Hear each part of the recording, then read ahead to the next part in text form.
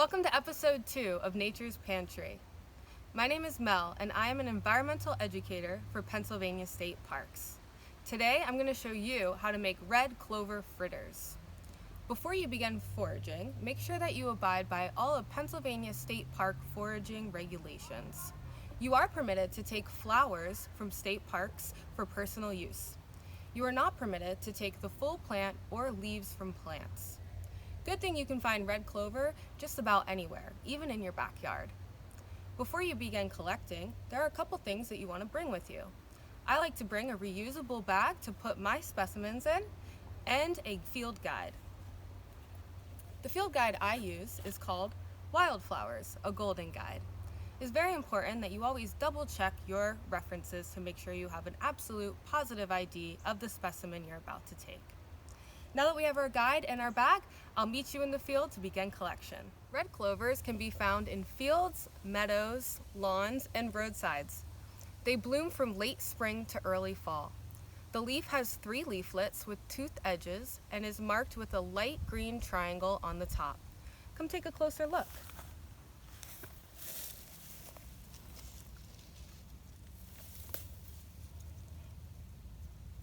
The flower is a pink to purplish color and is made up of many tiny tubular florets. For this recipe, we are going to pick 10 clovers. Picking healthy looking clovers in places that are not sprayed with chemicals is the key to finding a delicious clover. I'll meet you in the kitchen for the next part of our video. Did you know that red clovers are actually in the legume family? They are rich in protein, minerals, and soluble carbohydrates. The flowers also contain calcium, magnesium, niacin, and vitamin C, just to name a few. For this recipe, you're going to need the red clovers that you collected, pancake batter. I cut the recipe in half, and a plate and some oil for frying. The first step is to rinse off your red clovers and dry them really well. Then dip them in the batter and put them on the plate.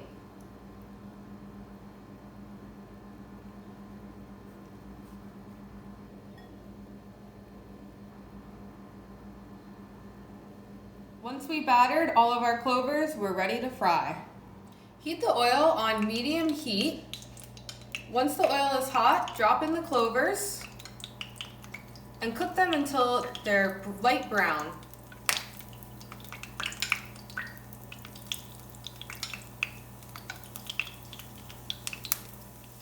When the fritters are done, they'll be a light brown color like this.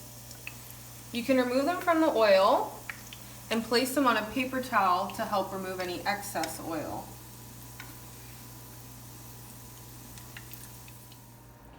Red clover fritters are an excellent summer treat.